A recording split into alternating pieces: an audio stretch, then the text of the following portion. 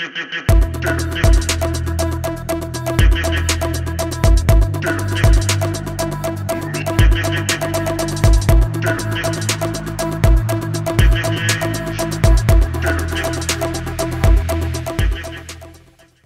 você tem a palavra, Nobu. Então vou fazer a apresentação. É um capítulo curto, acho que dá tempo suficiente. Até para encher um pouquinho de linguiça, eu coloquei um apêndice que está fora do livro. Deixa eu só voltar aqui. Se é japonês, ia falar encher um pouquinho o pastel, né? Que seria. No caso, poderia até, né? Mas minhas piadas são cada vez mais cretinas, desculpa. É porque são só 8 páginas do livro, né? Bom, eu vou tentar compartilhar com vocês aqui. Alguém, por favor, me indique que está ok ou não. Vai aparecer agora. Tá ok, mas tá ok. Agora tá a tela inteira, Nobu. Certo. Bom, então é o capítulo desse livro aqui, né, que a gente já está estudando há praticamente um ano, né? Mas é um capítulo sobre quadrinhos da Europa, que ele denomina Europa Oriental, Europa Central, Leste Europeu, né? Tem várias denominações que, inclusive, ele abre o capítulo falando sobre isso. Esse aqui é o José Alanis, né? Pelo nome deve ser latino, mas ele é o professor da University of Washington, né? Ele é do Departamento de Línguas e Literatura Eslavas, ou seja, ele entende bastante dessa cultura, né, que ele aborda nos livros que ele fala sobre essa região da Europa. Ele é especialista em russo, Hispano-América e tcheco, né, e é autor de diversos livros, inclusive esse que o professor Valdomiro mostrou, que é o Comics, que fala sobre os quadrinhos da Rússia, né, e obviamente aborda a parte da produção da época da União Soviética. Esse outro livro, né, que inclusive é mais recente, pós a União Soviética, e tem esse livro aqui que ele também organizou, né, ele ajudou a editar, junto com a Marta Kurban, sobre os quadrinhos dessa região, ou seja, ele realmente se debruça bastante sobre esse tema e faz uma abordagem, mas esse capítulo, embora seja curto, ele é complicado de resumir, porque é mais uma enumeração de obras, de autores, né, de trabalhos feitos nesse país, mas para reforçar justamente uma impressão, né, segundo a qual a produção é inexistente. Então, essa região ganhou diversas denominações, desde a Guerra Fria, né, que foi logo depois da Segunda Guerra Mundial, a divisão do mundo entre os socialistas e os capitalistas. Então, é nesse contexto que surge, então, essa denominação de bloco oriental, né, que inclui a Polônia, a Tchecoslováquia, outros países, que elas não existem mais, né? A Tchecoslováquia não existe mais, a Iugoslávia não existe mais, então tem algumas denominações que ficaram no passado. O autor contesta, então, a noção de que nesses países não havia uma produção regular de quadrinhos, né? Como a maioria dos livros que a gente estuda, vamos falar da Europa, Itália, França, alguma coisa da Espanha, mas não se atém a essa região como se não existisse uma produção regular de qualidade, né? Então ele contesta essa visão, por isso que ele procura trazer uma gama muito grande de produção nesses países, dessa região. Então, segundo ele, essa visão, essa ignorância em relação a esse desprezo em relação a essa produção, demonstra uma certa arrogância ocidental, né? Ou seja, esses quadrinhos, essa indústria dos quadrinhos, sempre existiram, e como em qualquer país do Ocidente também, tinha coisa que valia a pena, tinha coisa legal, coisa interessante, e coisa realmente medíocre. Essas culturas dos quadrinhos compartilham de fatores comuns, né? Então, ele cita 3. A origem da iconografia medieval, né? Assim como quando a gente vai estudar no Ocidente, fala da Tapeçaria de Bayeux, ou no caso do mangá, aqueles equimonos, né? Então, eles vão buscando na história da ilustração as origens dessa narrativa gráfica, né? Então, a origem seria essa, a iconografia medieval, principalmente na arte religiosa, a influência de material importado, né? Que acabou ditando o modelo de se fazer quadrinhos, que, aliás, é mais ou menos comum essa história, né? Que a gente vai analisar, inclusive no Japão, há uma influência muito grande do material do Ocidente. e o aumento da alfabetização, né, que no final do século XIX, nessa região da Europa, tornaram a imprensa local viável em grande escala. Ou seja, são fatores muito parecidos com aqueles que a gente vai analisar em qualquer outra região, né, que tem, obviamente, uma história de iconografia medieval. No Brasil, no caso, a gente não tem, mas a gente sempre busca uma referência na ilustração, como ela foi usada na história. E aí, na Rússia, né, as raízes nativas provêm desde os ícones sagrados da Igreja Ortodoxa por meio dos lubok, que eram uma xilogravura do século XIX e que fizeram muito sucesso entre os camponeses, inclusive analfabetos, porque nem sempre era um texto com imagem, mas no caso, né, dos exemplos que eu trouxe aqui, de lubok, são textos e os desenhos, né? Aqui dá para notar que realmente é algo muito parecido com algumas narrativas que a gente já viu de outros países que defendem, né, que a origem dos quadrinhos se deu lá, né? Inclusive a estilização do desenho, né, essa mescla de desenho e de texto.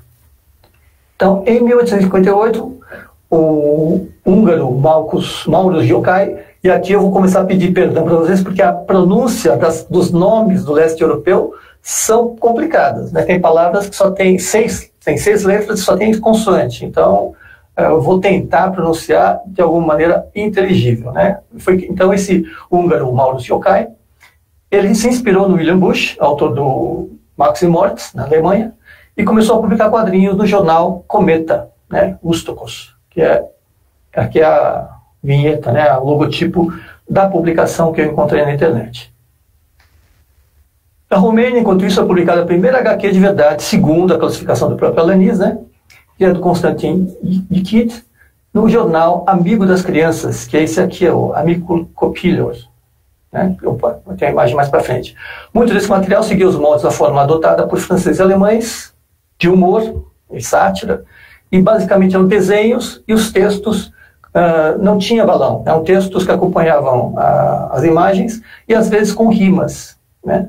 Do começo da metade do século XX, predominaram as HQs de humor infantil no estilo americano, e muitas vezes copiando, né, material americano, muitas vezes não autorizados. Lembrando que o regime comunista, né, que mais para a metade do século XX, né, ou seja, mais para frente, quando parte desses países passaram a integrar o bloco de países comunistas, não há direitos autorais, né? Então, essa aqui é uma capa do Amicul Copilor, um dos exemplos citados pelo Alanis. Nobu, você poderia repetir, por favor, o nome do autor? Não, esse aqui não é o autor, isso aqui é o nome da publicação. Perfeito. Copilor, amigo das crianças. Amicul Copilor. Segundo, inclusive, eu mesmo, né? Essa é a pronúncia. Bom, na Polônia, então, algumas séries estrangeiras começaram a fazer sucesso, e isso também acabou influenciando para que houvesse uma produção local. Então ele cita o Príncipe Valente, que fazia sucesso lá, e aí ele volta um pouquinho no tempo, né? Ele fala de uma revista chamada Chutesk, que é um semanário satírico, e o Bode Idiota, que é o nome que eu traduzi, né? No texto está em inglês, mas o nome é Kojoyek Matoyek, de 1933, e Marian Vazininovich fez sucesso no período entre guerras. Então são esses nomes de autores. Ele vai enumerar vários autores, vários artistas que fazem quadrinhos. Aí, algumas observações que ele faz eu acho interessantes, né? Então, estados totalitários como o regime nazista tendem a reprimir os quadrinhos antes e durante a Segunda Guerra. E a União Soviética, né, depois do fim da Segunda Guerra, também bania e atacou os quadrinhos como uma produção, eles eram considerados uma produção burguesa, né, uma produção que não era compatível com o regime socialista. Mas, mesmo assim, não conseguiu acabar totalmente com eles, né? Havia uma certa tolerância para alguns tipos de produções. Havia um período de censura, mas não havia assim, um banimento total dos quadrinhos. Então, essa aqui é uma das publicações, a Chutek, essa aqui é de 1919, inclusive, a data de capa, né? E aqui é um tipo de quadrinho que é publicado dentro dessa revista, dessa Chutek. Aqui é a Kojoyek Matoyek, né, que é outra publicação que eu citei, que é a do Bode Idiota, né, que eu não sei se estou denominando, é a tradução, que é esse bode aí, que é o personagem principal da série, e aqui vemos com mais destaque o Kojoyek Matoyek. Bom, aí surgiram alguns jornais infantis, né? Cestinho, o Porco Espinho, outras publicações, né? Também bastante divertidas, né? Sempre de humor, e a revista Crocodilo. Tem um maiúsculo ali no filme, mas foi uma redigitação que fazia bastante sucesso na Rússia. E tinha bastante vendagem, né? As tiragens eram bem altas, e tinha quadrinhos também, né? Não eram só de quadrinhos, mas traziam quadrinhos também.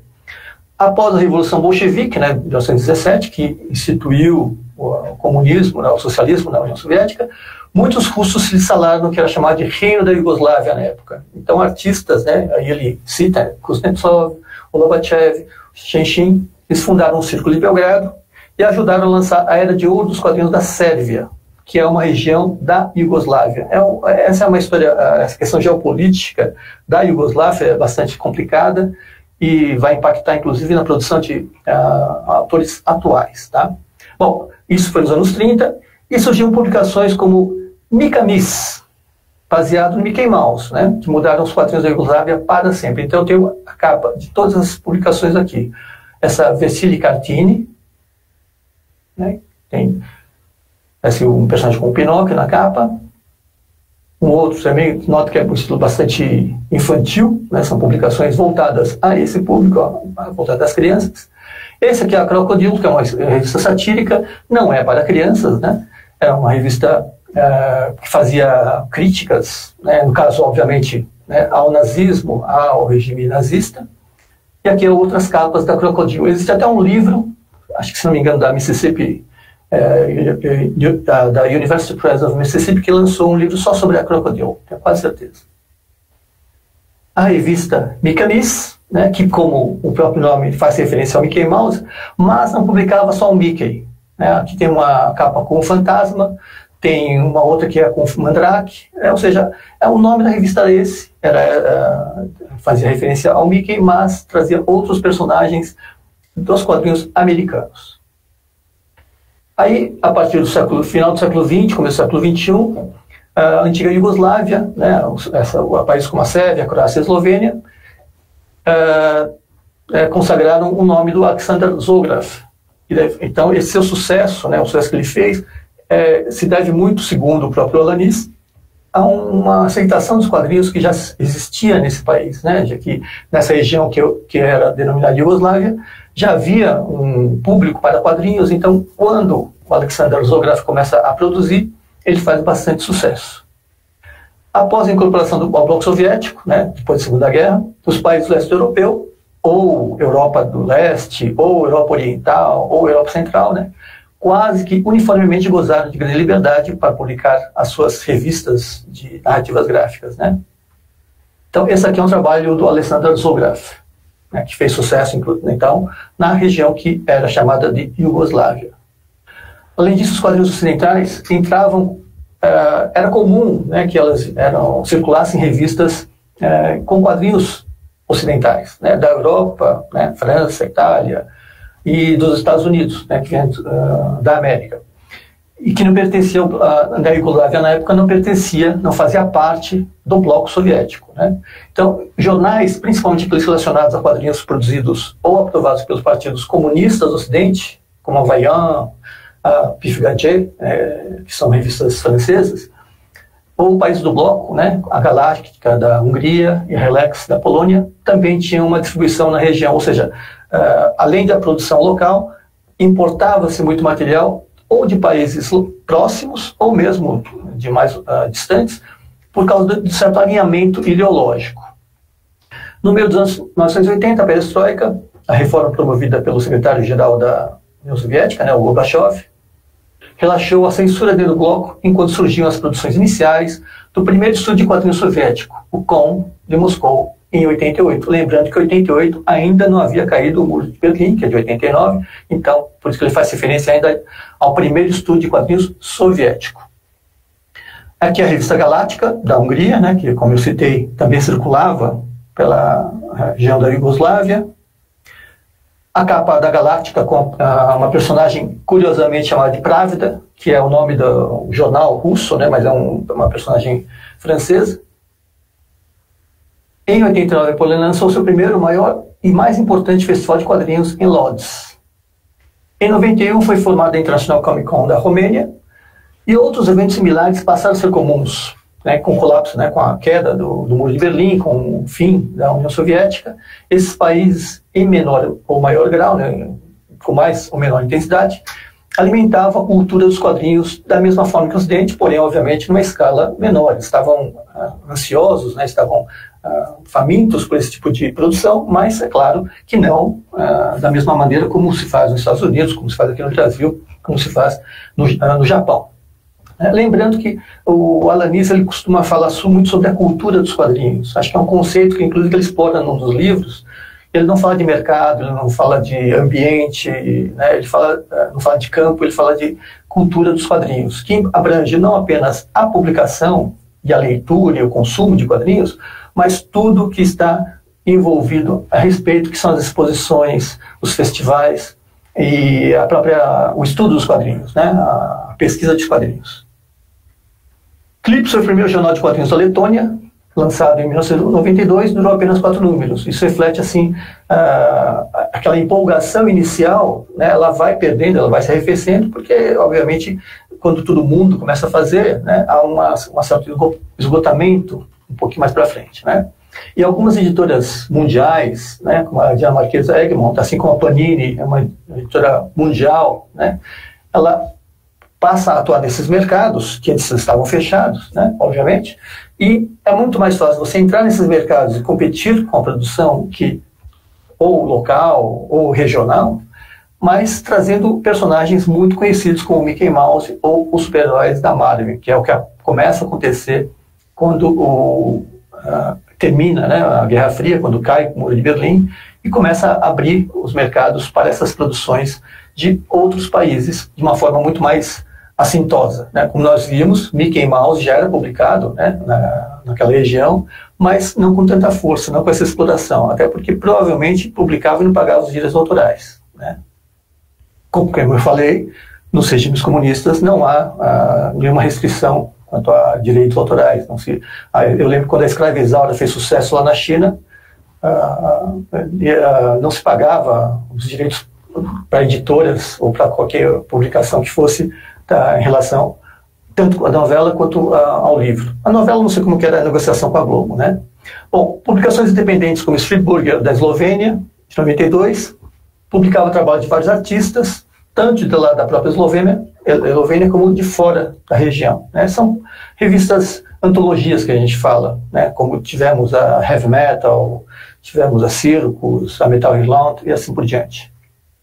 No começo dos anos 2000, então, a estabilização da economia, por que é importante a gente citá-lo? Quando há o esfacelamento da União Soviética, há uma grave crise financeira naquela região, né, o fim do subsídio, o fim de uma série de políticas econômicas baseadas, obviamente, no regime socialista, eles deram lugar a um verdadeiro caos econômico, e até se estabilizar, até chegar a uma certa normalidade. Isso demandou um certo tempo. Depois veio a crise das dívidas externas, que inclusive a Rússia, né, detonou uma delas no começo dos anos 2000. Então isso foi bastante complicado, no final dos anos 90, começo dos anos 2000. E aí surgiram alguns sites na internet que ajudaram a divulgar os quadrinhos. E isso também trouxe, né, fez com que esses países tivessem contato com os quadrinhos do Japão, da Coreia do Sul, da África, dos Estados Unidos. No começo do século XXI, surgiram então as comic shops, festivais e comunidades de fãs por toda a região, em alguns países como Letônia e Eslovênia, com apoio explícito do governo. Isso é curioso, né, saber que esse tipo de manifestação havia, né, por trás um interesse do governo em apoiar, em dar um suporte, em disseminar os quadrinhos de alguma forma. Então, a cena dos quadrinhos russos na era pós-soviética desenvolveu-se mais lentamente, né? O primeiro festival, esse Komissia, que seria o primeiro Comic Con deles, aconteceu em 2002, e o segundo, o Gumfest de São Petersburgo, estreou em 2007, fundado por Dmitry Yakovlev, que ele é dono de uma editora, né? A Bukiniga Press, que publica também quadrinhos russos e também estrangeiros. Em 2020 foi inaugurado o Centro de Quadrinhos e Cultura Visual de Moscou, sediado na Biblioteca Estatal para Jovens Adultos. seções mais modestas de quadrinhos surgiram em outras bibliotecas municipais, bem como comic shops. Ou seja, as gibitecas, né, que a gente tem aqui no Brasil também começaram a ficar comuns, começaram a ser fundadas e organizadas lá na antiga União Soviética, né, principalmente na Rússia. Aí o autor ele pega 2 exemplos de países onde os quadrinhos se desenvolveram, né, para fazer um contraste. Então ele cita que na Tchecoslováquia, República Tcheca, né, que é hoje formam esses 2 países, desde os anos 1800 já existiam revistas satíricas no modelo ocidental, né? Então, como eu falei, não tinha balões. Aliás, é curioso que no Brasil, a própria revista Mundo Infantil, que publicava Gato Félix, Afonso Marocas, eles eram rediagramados, né, eram remontados os quadrinhos, suprimidos os balões e os textos vinham ao pé da página, e normalmente em forma de rima, emulando um modelo europeu de se fazer, né? Na Europa os quadrinhos começaram dessa maneira a ser publicados, né? A arte é sequencial, mas os textos não vinham dentro dos balões. Então, nos quadrinhos americanos, já incorporavam os balões desde o início do século XX, eles precisavam ser adaptados para essa forma, né? A imagem e o texto embaixo. Algumas vezes com rimas. Depois dos anos 1900, os leitores estavam familiarizados com as tiras americanas e europeias, né? Então, lembrando então que antes da Revolução Russa, né, havia esse intercâmbio maior entre esses diferentes mercados, e as tiras americanas entravam, eram consumidas, eram lidas pelos públicos desses países também. Em 1922, o Joseph Lada publicou As Pegadinhas de Frantik Wolfsek e Bob's the Goat, no caso o bode, né, que se chama Sprimowne Koski Frantika Wowiska a Kosla Bobeze, né? O primeiro país, a primeira série a ter um personagem recorrente, que é o que a gente faz quando defende o Inhoquin, que é a primeira manifestação em quadrinhos que tem um personagem fixo. É um personagem que ele aparece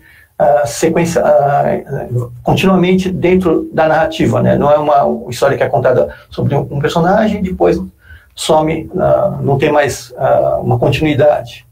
Então, esse personagem aqui é esse Sprimowne Koski, que é esse bode também, né? E o companheiro dele são os primeiros personagens fixos desses quadrinhos que faz referência aqui na República Tcheca, né? Hoje República Tcheca, a gente chamava de Tchecoslováquia antigamente. Então, esse Sprimowne Koski. Outras criações do começo do século XX foram Ondra de Secora com o popular Mr. Belly, né? Eu não encontrei nenhuma referência.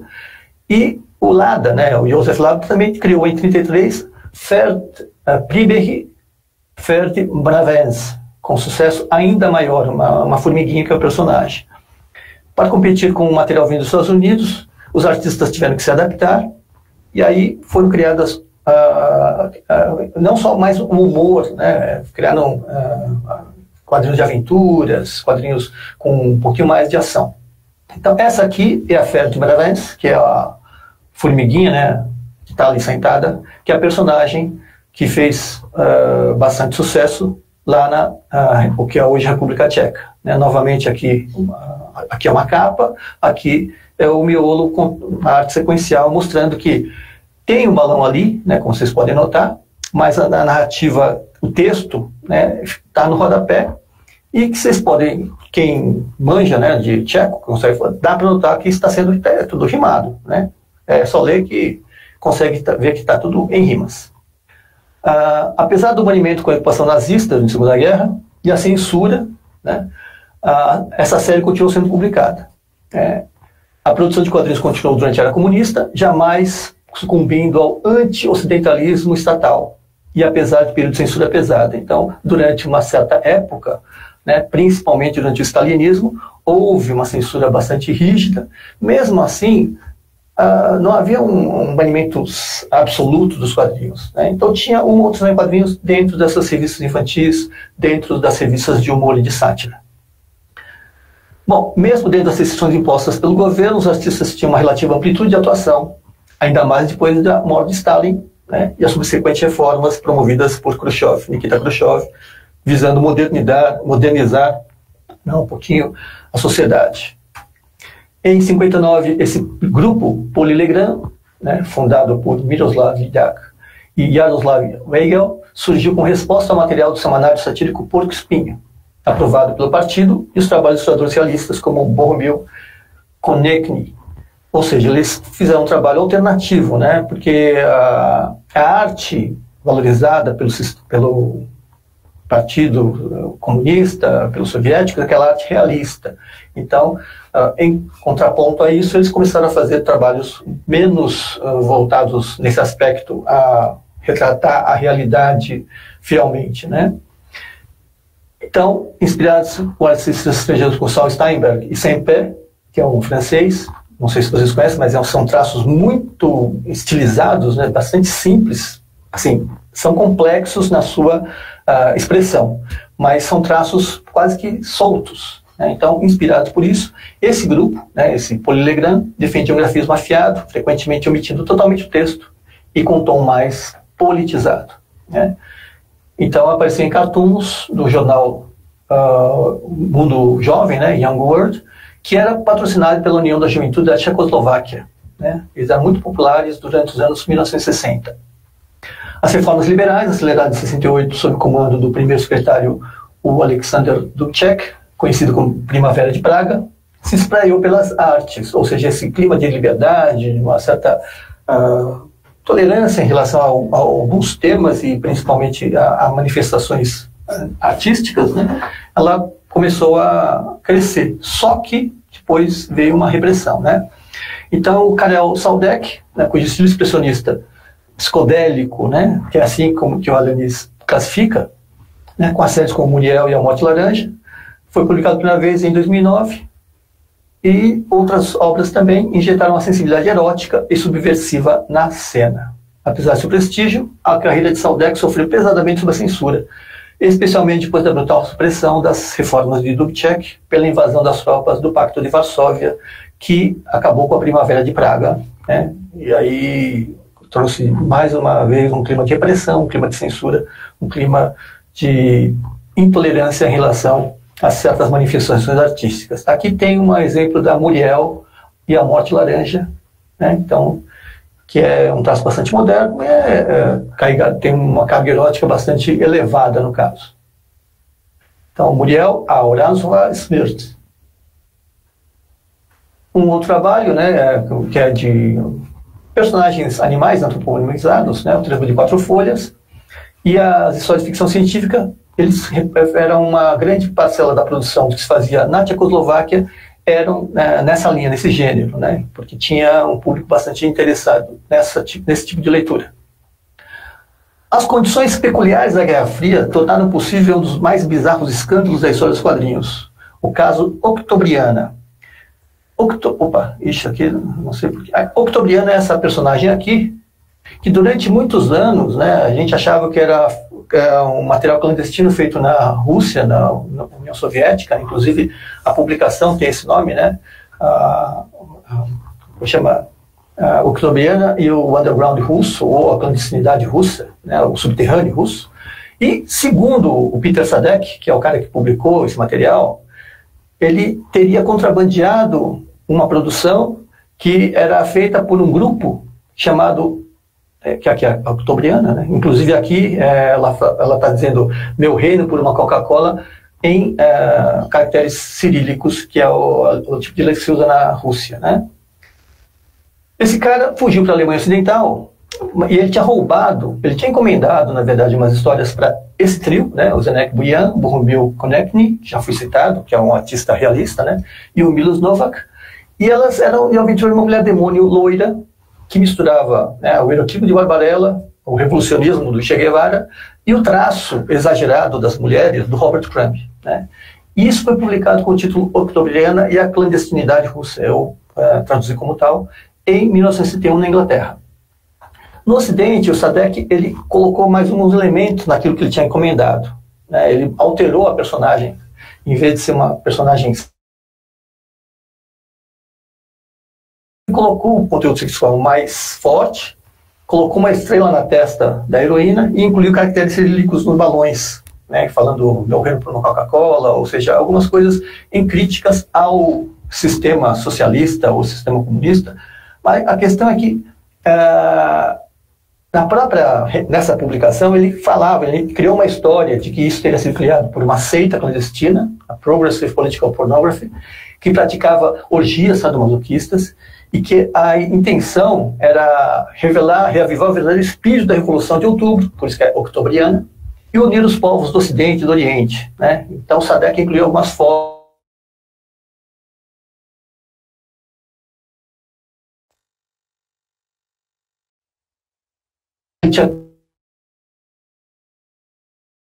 nenhum partido, nenhum PPP, nada de questão política ou ideológica. O cara simplesmente fez o material, roubou dos caras, não pagou, né? Ele tinha encomendado, não pagou para esses autores, fugiu para o Ocidente, depois inclusive sofreu processos por causa disso quando estava na Alemanha, mas criou-se essa aura de um material que era subversivo e feito clandestinamente na Rússia, né?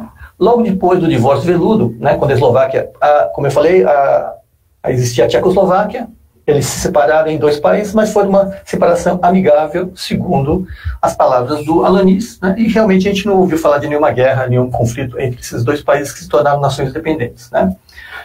E muitos artistas deixaram de fazer quadrinhos para ganhar dinheiro. Essa história a gente já conhece, né. Tem muitos artistas que faziam quadrinhos, inclusive no Brasil, que deixaram de fazer para trabalhar em publicidade, trabalhar em outras áreas, porque precisavam sobreviver. Quadrinhos de fantasia e ficção científica, a maioria com material estrangeiro, né, são um exemplo, né, então são coisas que ainda sobreviveram a essa crise que surgiu lá na República Tcheca.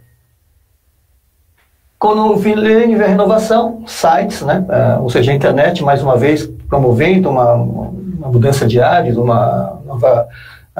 reavivamento dos quadrinhos, né? E aí veio essa produção, o site como Comixário, em 2007, e revelou novos talentos. Alguns autores, como Philippe Nokak e Jan Bazant, com sua Pankasu, apareceram nas páginas de ARG. Surge a revista Skrat, né, curto-circuito, exposições em museus, como a de Fogler e Connecting, são 2 autores, bem como em reimpressão de clássicos da era comunista, consolidaram o renascimento dos anos 2000. Então, aqui tem a Pankasu, que é uma das obras citadas, e essa Skrat também, que, segundo está na capa, né, se define como um fanzine, né? Então, são produções independentes, são produções que não têm uma distribuição lá muito ampla, né, muito massiva. E aí ele cita aqui a trilogia do Alois Nebel, né, que é um personagem criado por Jaroslav Judas e Jaromir 99, né, o pseudônimo dele, ajudou a consolidar a estratégia de estabelecer as graphic novels como uma forma literária confiável, porque eles misturavam assuntos historicamente sérios, relevantes, né, assim como Maus, do Art Spiegelman, né, e trazer vínculos explícitos com obras literárias. Maus não é ficção, né, no caso aqui, são obras de ficção, mas que trazem elementos da realidade. Então, o protagonista é um funcionário de uma estação de trem e ele acaba testemunhando esses acontecimentos históricos na Tchecoslováquia. Um exemplo é quando ele vê um trem que vai levar prisioneiros a um campo de concentração. Então, aqui é uma das cenas dessa história do Alois Nebel. Aqui vocês podem notar, né, sutilmente uma suástica ali. Então, mostra que essa história sobre o nazismo, né? O nome que ele cita, Lomová, é a quadrinista tcheca mais conhecida, e teve uma publicação, inclusive, na França, né? Em 2011, o Instituto Tcheco para Estudo de Regime Totalitário promove uma antologia, fala sobre a ocupação nazista na Tchecoslováquia. Estou tentando monitorar aqui meu tempo, mas... Bom, aqui é outra publicação, Este ist mir Walse. E aí, assim como os quadrinhos em si explodiram, os estudos sobre quadrinhos também cresceram na República Tcheca, né? Então, ele cita essas obras, As Sinais do Desconhecido, Quadrinhos Tchecos de 1912 a 2012, que é uma obra teórica, né? E Kaja Saldek, de Helena Tizzi. Acho que aqui eu omiti o título de uma das obras, porque ele cita 2 livros lançados com estudos de quadrinhos, né? E a última iniciativa foi Quadrinhos, História e Teoria, Comics Dějiny, Theory, 2010-2020, que é um projeto, na verdade, né? Ele inclui exposição, publicações, estudo de quadrinhos, e lançou um livro, né? Aliás, tem uma conferência que foi essa Quadrinhos, Potenciais e Perspectivas, que foi realizada em abril de 2011. Esse projeto resultou em 2 livros, né, volumosos, que contam a história dos quadrinhos tchecos, publicados esses livros em 2015. Toda essa atividade é um dos menores países da Europa, com uma população de 10,5 milhões, demonstra a pungência da cultura dos quadrinhos na região. Novamente, ele fala a cultura dos quadrinhos. Aí ele compara com a Ucrânia, que tem uma população 4 vezes maior, né, 45 milhões de habitantes, e que não teve essa mesma esse desenvolvimento. Eles sofreram muito, né, por causa da censura imposta pela União Soviética, e a maioria dos materiais era publicada na língua russa, né? Então, era aprovado pelo governo central de Moscou e se espalhava pelas repúblicas da União Soviética. No caso, a Ucrânia também fazia parte da União Soviética, né? As iniciativas locais se destacam como Pimenta, né, Semelhante a Crocodile, que é uma revista também satírica, e publicava séries infantis. Durante a Segunda Guerra, o Yuri Mayakov publicava relatos ilustrados de como era a vida em Kiev sob os nazistas. Havia publicações que traziam materiais estrangeiros, seja para serem filiados aquelas revistas que eu comentei, que eram ligados ou simpatizantes a partidos comunistas ou de países do bloco soviético, como a PIFGAD e como a Galáctica, né, e a Relax, que é da Polônia e da Hungria. Com o colapso da União Soviética, a Ucrânia passou pelas mesmas incertezas e tumulto econômico que afligiu todas as demais repúblicas, né? A única que durou um pouquinho mais foi um jornal chamado Nossa, né? Ou seja, Nesh no idioma deles. Nono Mundo foi o primeiro jornal dedicado aos quadrinhos, né, do editor Alexei, e organizou o primeiro festival ucraniano, ou seja, a Nono Mundo é uma editora que lançou o primeiro jornal e organizou o primeiro festival ucraniano de quadrinhos em 2005.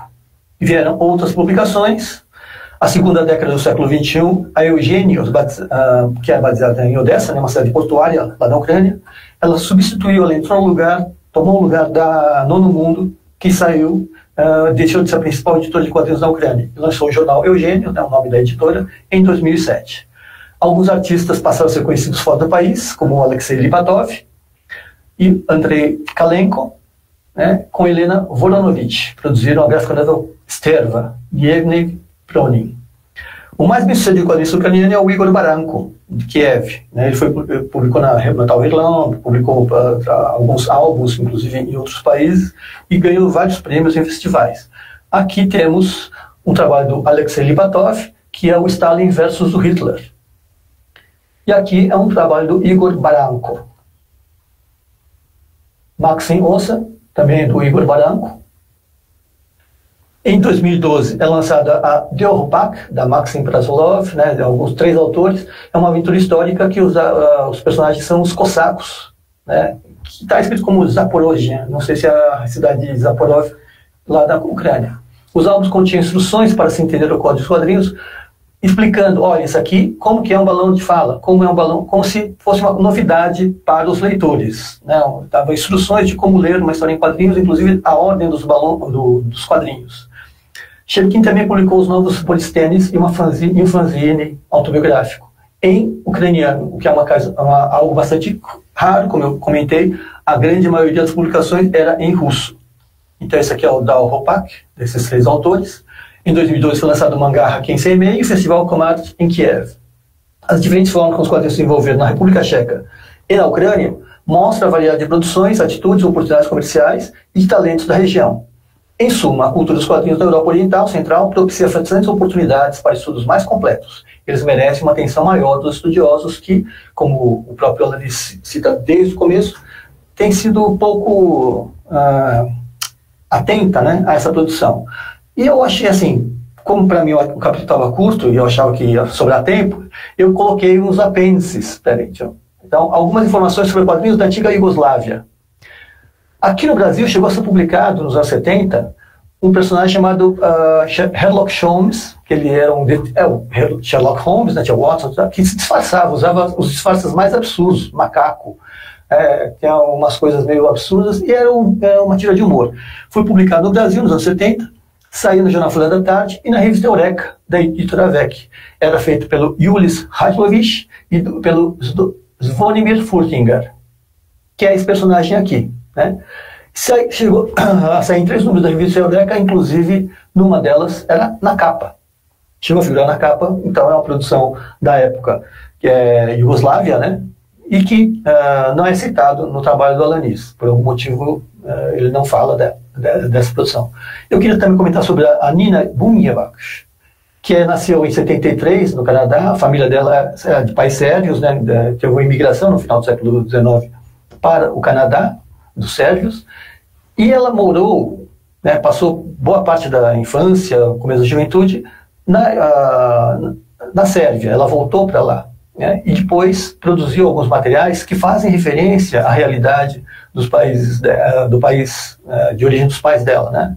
Então essa aqui é a Nina Bunjevac, que eu acho o trabalho dela fantástico, né. Ela tem o Benzimena, que é esse álbum aqui, de 2019, e tem o Terra Pátria, em que ela fala, é um relato biográfico, do pai dela, que ele era um agente, né, um terrorista, né, sérvio, radical, conservador, que faz referência àquela guerra da Bósnia, né, ou seja, Sarajevo foi cercada durante alguns anos e havia uma tentativa de eliminar os bósnios muçulmanos, e resultou no final, porque a Sérvia era um território que congregava diferentes etnias que conviviam mais ou menos, mas aí chegou num ponto de extrema discordância. Então hoje existe lá a Croácia, a Sérvia e a Bósnia e Herzegovina, né? Ou seja, são estados independentes, não, são países que não têm, não é um único território, né? E aí tem a ver com essa guerra que aconteceu em 1992. Um outro nome que eu gostaria de citar é do Erwin Kustemagic, que foi editor, distribuidor, pesquisador de quadrinhos. Nos livros anteriores sobre quadrinhos dessa região, principalmente da Iugoslávia, ele é a grande fonte. Ele é citado na História dos Comics, é citado na História de la Bande Dessinée, que é um livro grande que fala sobre os quadrinhos mundiais. E ele tinha uma distribuidora chamada SAF, né, distribuidora e editora, em Sarajevo, que foi destruída, tanto a editora quanto a casa foram destruídos durante essa guerra da Bósnia. E aí ele fez um relato, esse aqui é o Erwin Kustemagic, esse é o logo da SAF, alguns talvez devam reconhecer de algumas publicações que eles publicaram, inclusive aqui no Brasil, e atrás dele tem um livro que ele foi feito pelo Joe Kubert, baseado na correspondência que ele trocava, porque ele também distribuía material do Joe Kubert, editava material do Joe Kubert, e lá de Sarajevo ele mandava uns fax, né, falando como é que estava a situação dele. Então, uma época ele teve que se refugiar num hotel lá em Sarajevo, ele só conseguiu sair do país um ano depois, né, de começar o cerco a Sarajevo, que foi um massacre, né, uma tentativa, foi um genocídio que os sérvios cometeram contra os bósnios, ou bosniaques, que eles chamam, que são os bósnios muçulmanos, né. Então são esses apêndices que eu queria trazer para ajudar um pouquinho a entender um pouquinho desse contexto da história da Iugoslávia, né, dos quadrinhos dessa região, porque a própria Marjane Satrapi, que foi citada aqui, que o Roberto até comentou que vai ser lançado um livro dela no mês que vem, ela é uma autora cujos trabalhos são produzidos na França, mas ela é uma autora iraniana, ela viveu a revolução, né, dos ayatollahs, né, a queda do regime do Shah do Irã. Então é interessante nesse aspecto, um paralelo que se faz, né, que eu faço da Marjane com a Nina Bunjevac. E era isso, acho que até passei demais o tempo, mas é o que... Muito bom, Nobu, parabéns pela apresentação. Acho que essa é uma área que a gente conhece muito pouco mesmo. Eu que estava vendo com você, eu achei até que era igual, enquanto você falava, fui descer, buscar, recebi essa semana uma produção, que é russa, é quase o mesmo nome que você apresentou aí, recebemos no Observatório também, essa semana. E nós temos também a Octobriana. um exemplar da Octobriana. Não, essa edição que é aquela famosa edição que tornou essa personagem no mundo inteiro conhecida. Porque, na realidade, desenho é Barbarella escrito, né? Exatamente. Barbarella escrito. Inspirado na Barbarella. Nos Estados Unidos, foi publicada como Octobriana, a primeira super-heroína russa. Então, e a gente fazer uma comprou observação. isso, né? Oi? A gente comprou isso, achava que era realmente uma não é da Rússia, não tem nada a ver. Não é nada disso. Na época eu não sabia. Bom, e eu queria fazer uma observação.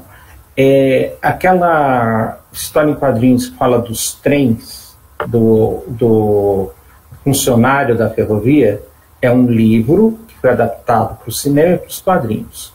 O filme se chamava Trens Estreitamente Vigiados e ganhou o Oscar de 1968. Melhor filme estrangeiro de 1968. Trens Estreitamente Vigiados. Ele é muito metafórico, né? Só quem é de lá vai entender. Eu só achei estranho, né, quando ele fala num momento aí que ele fala que um autor que se inspirou no Maxim de Moritz e a data que você deu aí era 1858.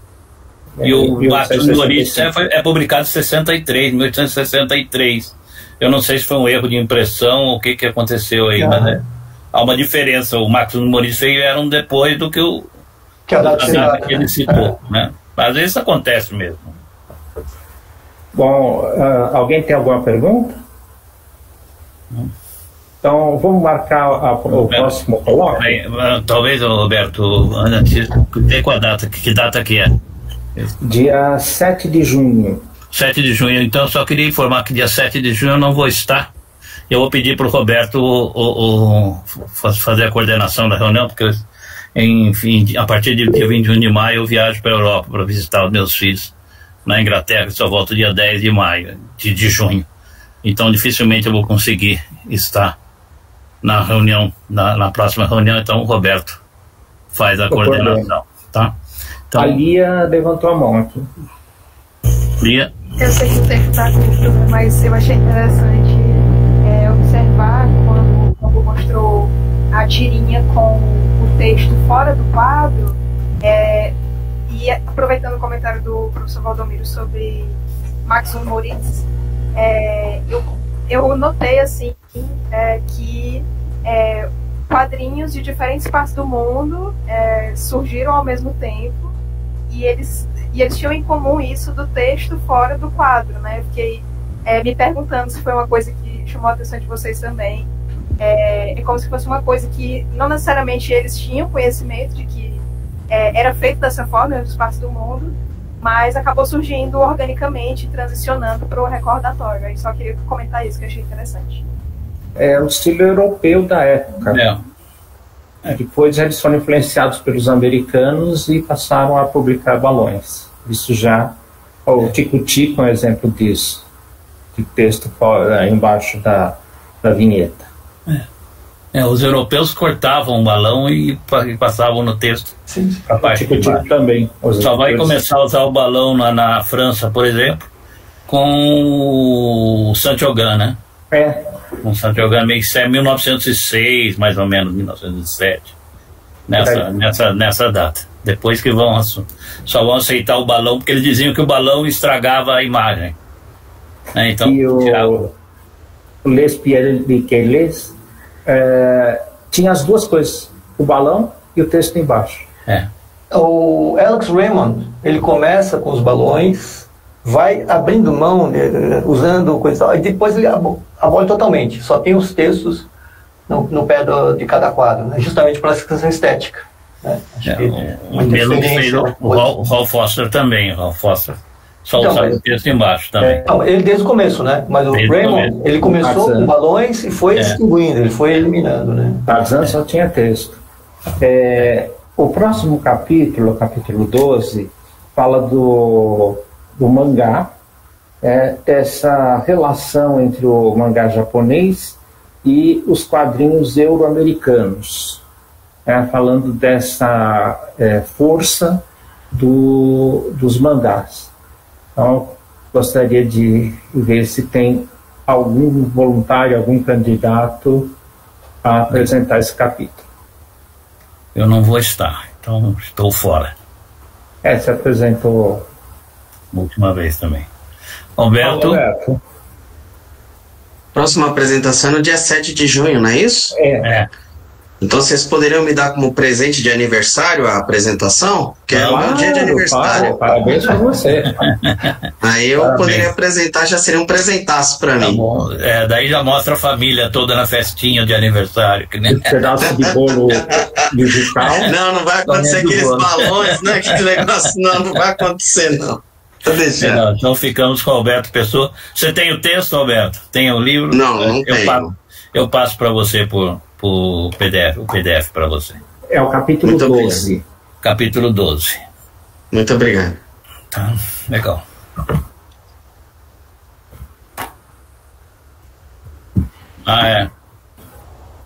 Todo mundo abre a câmera.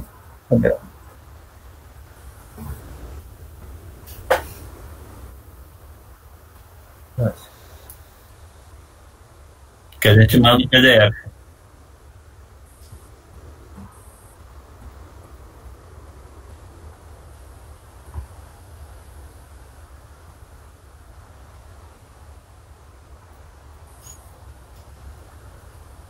Tá abrindo.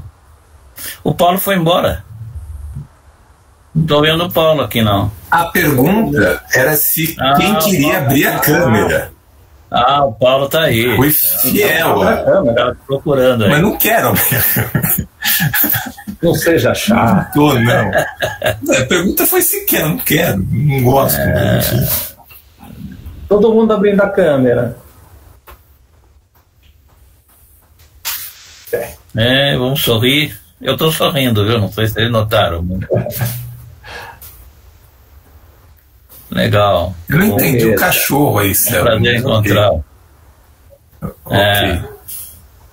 Prazer encontrar. Então nos vemos na próxima. Então, você só em julho. Só em julho. Boa noite a todos. Boa noite, obrigado pelo espaço. Dia 6 de junho, tá? Não vai esquecer porque é a data do seu aniversário. Não.